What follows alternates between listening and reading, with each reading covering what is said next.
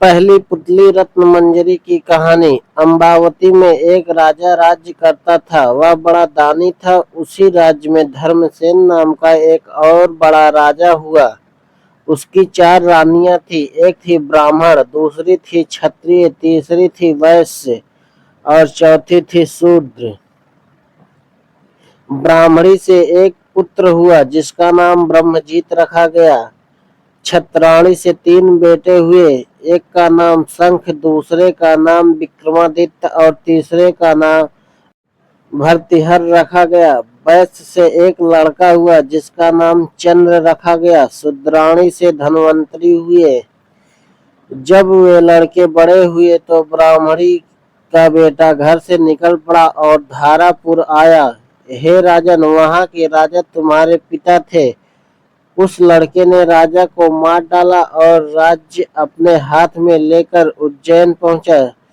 संयोग की बात है कि उज्जैन में आते ही वह मर गया। उसके मरने पर क्षत्राणी का बेटा शंख गद्दी पर बैठा। कुछ समय बाद विक्रमादित्य गद्दी पर बैठे।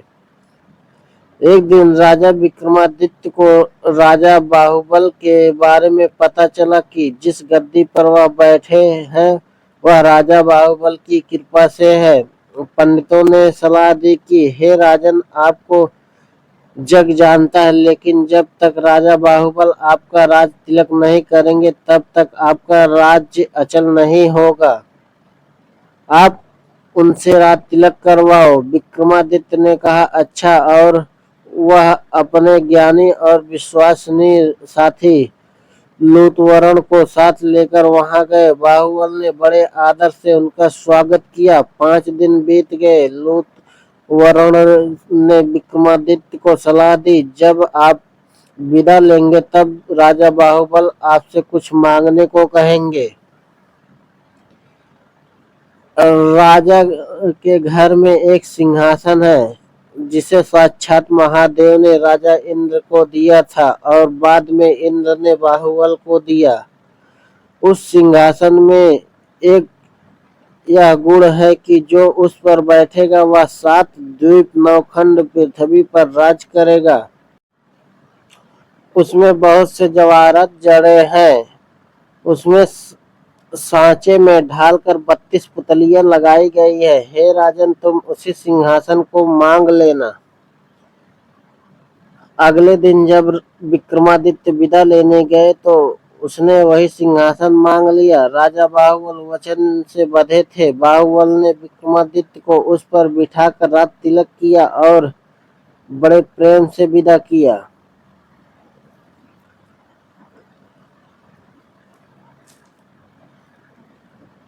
राजा विक्रमादित्य ने लौटते ही सभा की और पंडितों को बुलाकर कहा, मैं एक अनुष्ठान करना चाहता हूँ। आप देखकर बताएं कि मैं इसके योग्य हूँ या नहीं।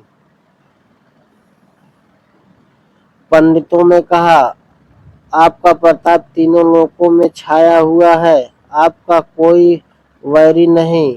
जो करना हो कीजिए।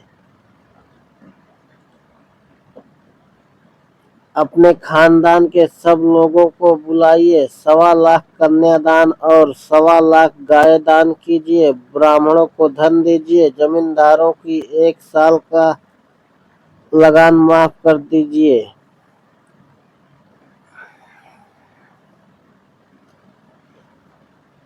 इतना कहकर पुतली रत्न मंजरी बोली, हे राजन, आपने अगर कभी ऐसा दान किया है तो सिंहासन पर अवश्य बैठे।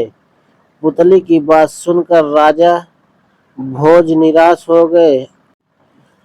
आज का दिन तो गया, अब तैयारी करो, कल सिंहासन पर बैठेंगे।